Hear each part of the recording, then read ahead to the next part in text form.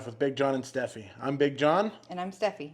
Welcome back, guys. So last week was a big week for us. We had a lot of things going on, both here and afar.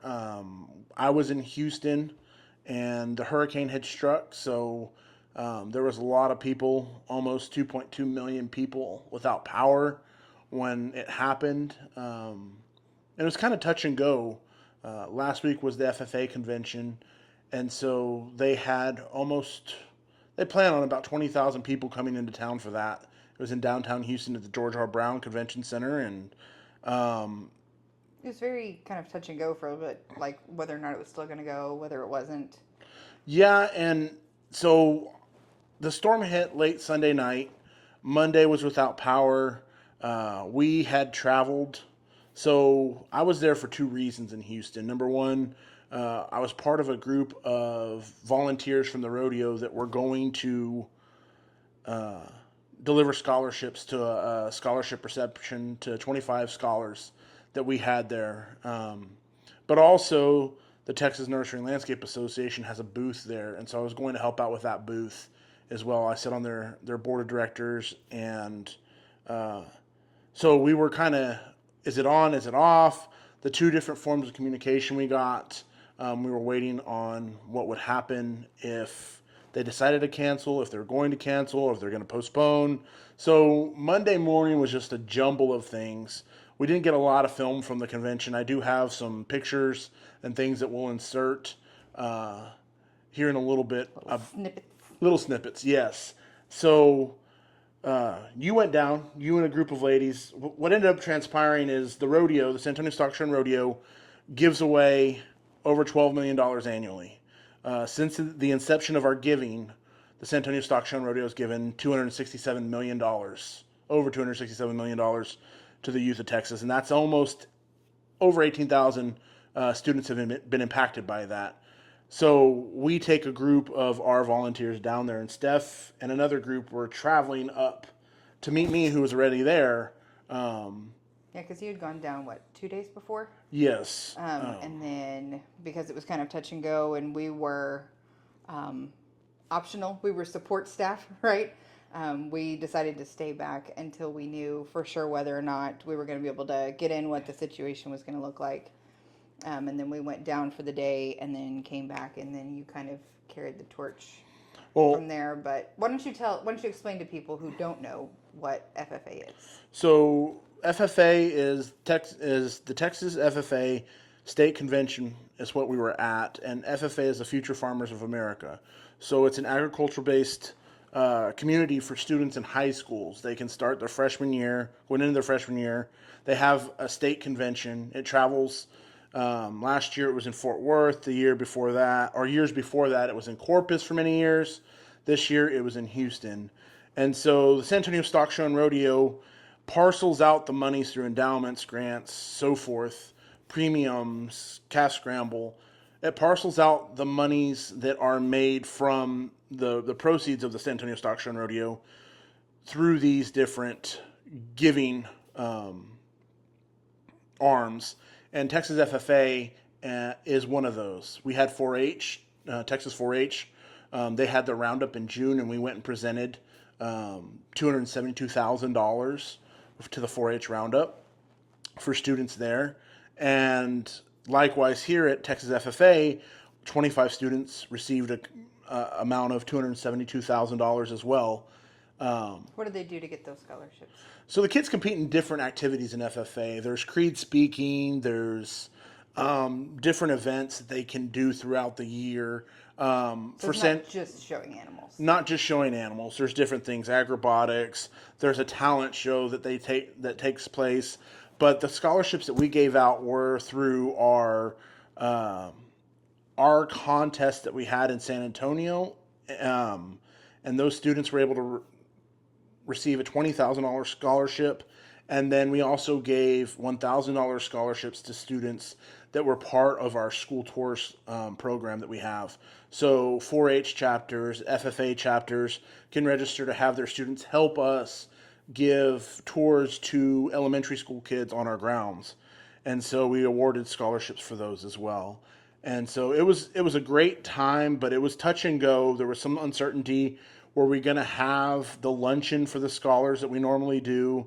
Because Because, normally we all the scholarship recipients come in and we're given a room and we sit down and kind of give a presentation about it. We thank them for participating in the program. We're able to sit down and chat with them, right? And so, yeah. do you think that that looked any different this year than in past years? I don't think so because the storm category 1 was bad. Like power was down. I think I read on Monday that there were still 400,000 people without power, Yeah. which is not okay. But the kids persevered, and we always talk about remaining fluid. And so it was touch and go for a little bit. We weren't sure if they were going to have it. We didn't want our kids to have to force themselves to try and get to convention to receive their scholarships.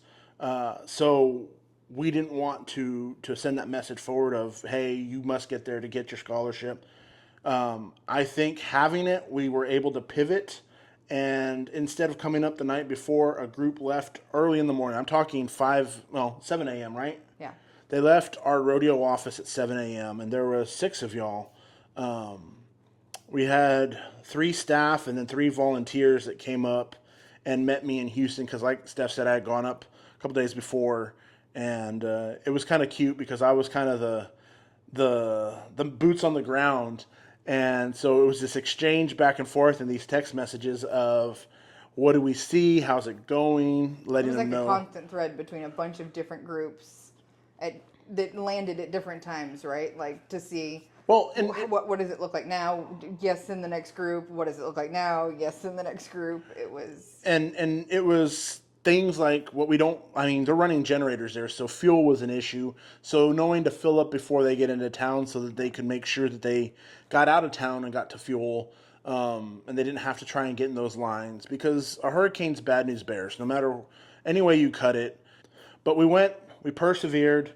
Since the group was there for the luncheon, and I was staying the rest of the week, that evening I was able to attend the second general session of the FFA convention, and I was able and fortunate enough to present for San Antonio their scholarships to the 25 students on stage in front of all their peers. I'm honored to be here with you this afternoon at the 96th Texas FFA State Convention. The enthusiasm in the convention center is energizing, and all the outstanding Texas youth represented here today keeps us inspired for another great year at the San Antonio Stock Show and Rodeo. I'm honored to represent the more than 7,000 volunteers and over 30 staff members that make these scholarships possible. We are an organization that emphasizes agriculture and education to develop the youth of Texas. We could not be prouder of this group of recipients as they exemplify that mission. Since inception, our total educational commitment now exceeds $267 million.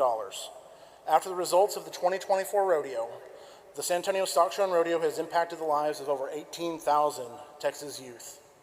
These students have received educational awards in the form of scholarships, grants, endowments, junior livestock auction, calf scramble program, and show premiums. Today, we will be awarding $272,000 in scholarships and awards to 25 Texas FFA members. Thank you for allowing us to be a part of Texas FFA State Convention. We hope you enjoy the rest of your time here in Houston, and join us February 6th through the 23rd during the 76th San Antonio Stock Show and Rodeo. Let's rodeo, San Antonio.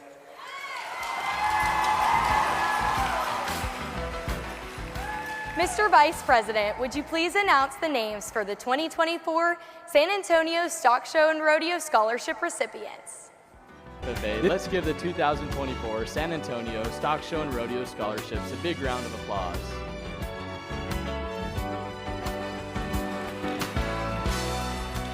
It's a wonderful time.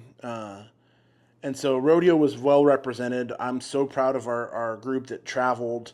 I wanted to remind everybody what TNLA does. So Texas Nursery and Landscape Association is the representative. It's our state organization for nurserymen, for growers, for wholesalers that sell plants, but also landscape maintenance professionals.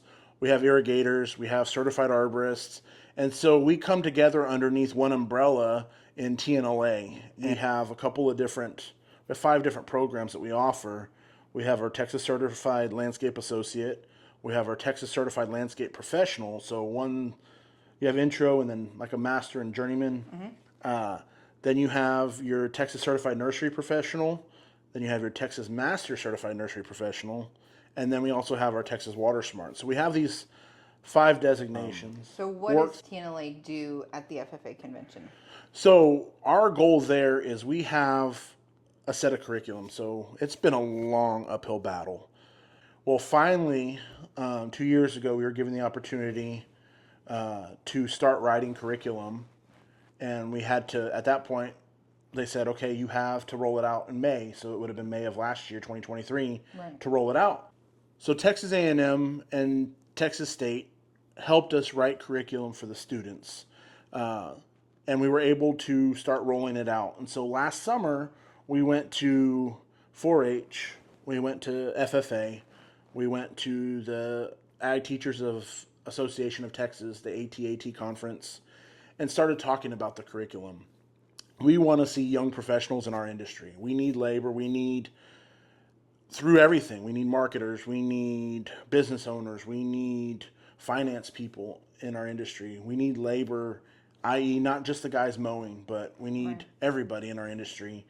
And so we had an uphill battle, and we've been fighting an uphill battle in our industry to get the recognition that we need for our people. So created these industry-based certifications for them, and we were promoting them to students. Students are our best voice.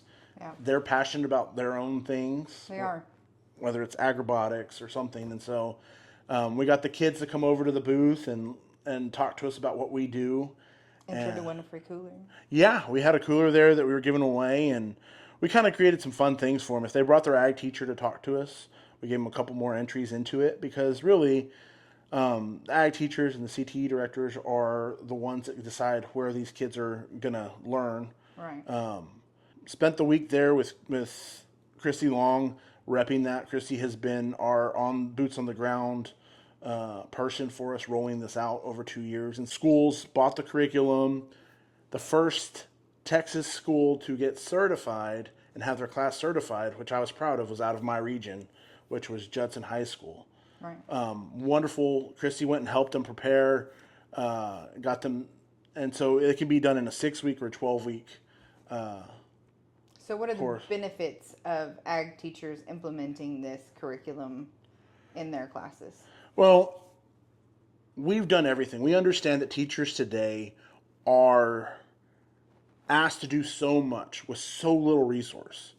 And so for us, when we were thinking about curriculum, how do we make this a no-brainer for them? And so what we did was we created the lesson plans, the syllabus, the homework, the PowerPoint, the tests, the mini tests, the quizzes, everything, so that these teachers, they don't have to be the subject matter expert of horticulture, or They just have to run the program. they have to be able to teach. And what we've seen is some of these teachers are using it when they have to travel, because the ease of use of it, they can use it for their majors. When they're gone to stock shows, they have a substitute, and they can create everything there. They don't have to worry about planning for the lesson plans, plus taking care of the animals that they're taking on the trip. They can plug and play. And so when they get through majors, the students have been taught everything that they need to be able to go and take the test. And so then they take the test and they pass, and the whole goal is that way they can come out and work for us in the industry with it as interns or while they're going to school. So it gives the kids an additional avenue, right? Like kids who are interested in agriculture but don't want to necessarily be a cow-calf operation, or don't want to be just a farmer. If they want to do something else in the industry, but those aren't their niches, right? So they can go into the green side of the industry. So planting or distributing, or, all these other pieces of that. And that's what that really is for, right? Yes, and I think for the longest time the stigma has been like we're just two chucks in a truck, right? Like we just like mow. a lawnmower and a weed eater. Yeah. Nothing wrong with that. No, there's nothing wrong with that. This industry has put food on the table and kids through school for years, and I've seen that with our own company. And so I'm passionate about our industry because I know the career that's available for them here. I just can't be everywhere at once. So we're working with Steph has been really good for me when I signed up to do this. We were like, it's a 2-year kind of commitment of getting this off the ground and traveling and talking to the universities and talking to the colleges, plant soil science and the hort colleges that have horticulture, to let them know about our industry and that we want their students coming out, and we want. It's one thing for the professors in college to tell them the industry wants you, but when you have a guy that drives 5 hours, 6 hours to come spend a day in class and an evening at your plant soil science club, to let them know all about our industry and say that we have people, to have our regions show up, to have them attend regional meetings of our industry, and to see that everybody welcomes them to it. It's driving that change because we need people in our industry. For the longest time. I mean, in trades in general, I'll say that. But come to the green industry. If I can sway anybody one way, I would like them to sway to the green industry. But trades in general, we need kids in those things. HVAC, plumbing.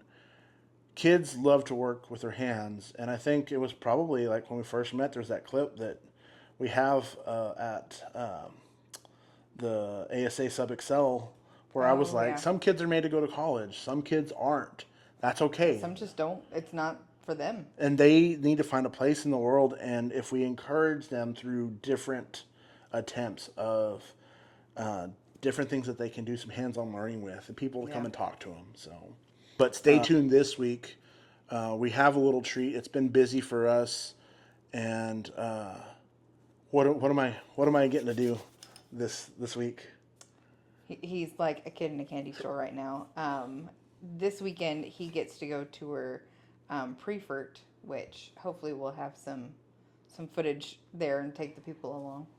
Yes. And then we have some travel coming up too, so you'll get to kind of ride along with us for some of our trips and travels with the Leif Esters. You will. We're gonna have some fun in the next 2 weeks. But I'm excited about Prefert. Started down this journey in the agricultural sector, and my love of being in my industry led me to branch out a little bit more. And I didn't grow up in traditional agriculture. What's traditional ag? But we're finding our way through it. So we're taking you all along for the ride, and I get to go up to Prefert and tour that. So I'm excited about it. So thank y'all for spending the time with us.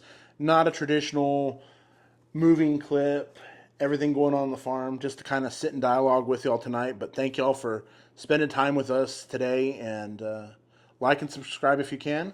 Yeah. Share it with all the people you love. Yeah, it's just our view of life and what we're going through, guys. So thank you for coming along for the ride with us, and we'll see you on the next one. Until next time. Bye.